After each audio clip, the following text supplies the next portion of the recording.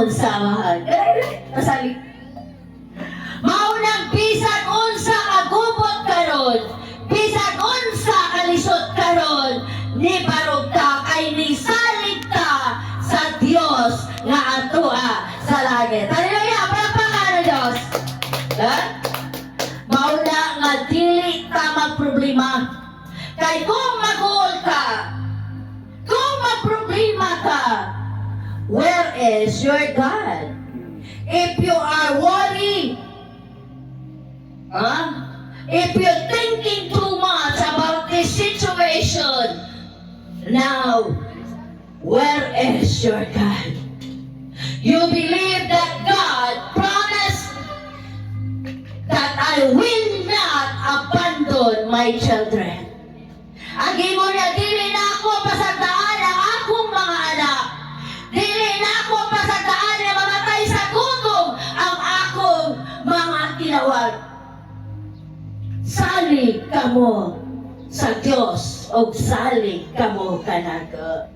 Pagkagrabe, walang grabe ang atong mga problema. Walang grabe ang atong mga kalisod. Kaya bisan wala pa nahitabo, gihuna-huna na nato. Ngano na problema ta? Wala pa'y nahitabo, nag-advance na ta of Third World War. I-advance na nato, gipangunahan nato ang Diyos.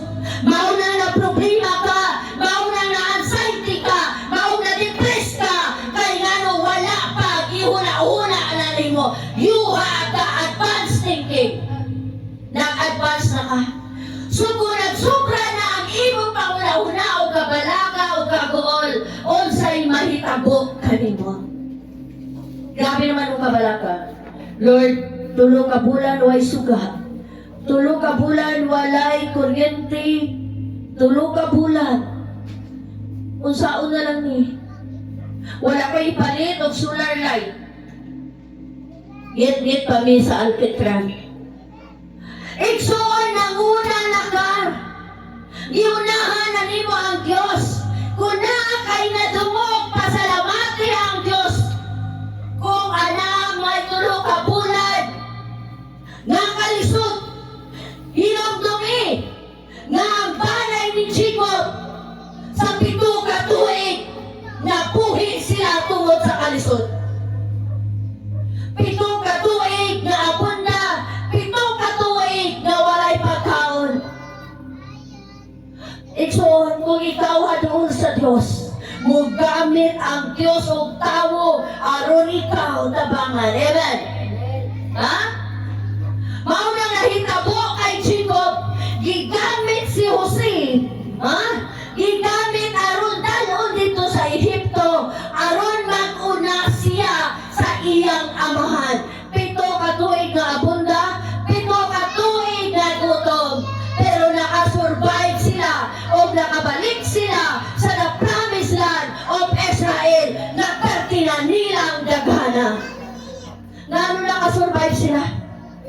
Kay tungod sa ilang pagsalig na dili sila pasagdan sa Dios. Mao ni ang atong gituhuan, mao ni ang atong gisaligan that God is my provider. Amen?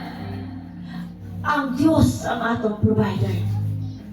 Tanama kabalaka kuha. Tanama kiunahuna nimo nga mga dili maayong kuha. Kay maunay naghatag ka nimo nga ikaw nahilayo sa presensya sa Diyos.